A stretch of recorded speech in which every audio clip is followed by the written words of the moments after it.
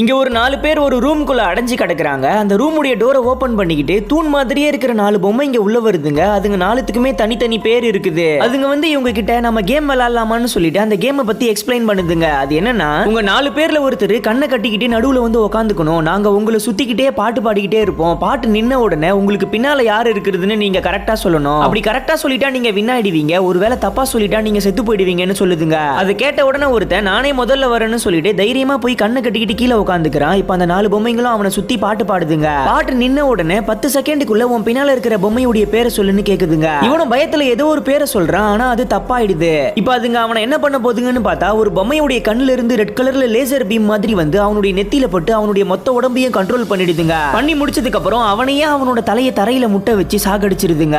அதுக்கப்புறம் அடுத்து யாரு கேமுக்கு வரீங்கன்னு கூப்பிடுதுங்க. ஆனா யாருமே வர மாட்டாங்க. எல்லாருமே பயங்கரமா பயந்து போய் கிடக்குறாங்க. ஓகே ஃப்ரெண்ட்ஸ், அடுத்து என்ன நடந்துச்சுன்னு தெரிஞ்சுக்கணும்னா வீடியோக்கு கீழ இருக்கிற ப்ளே பட்டனை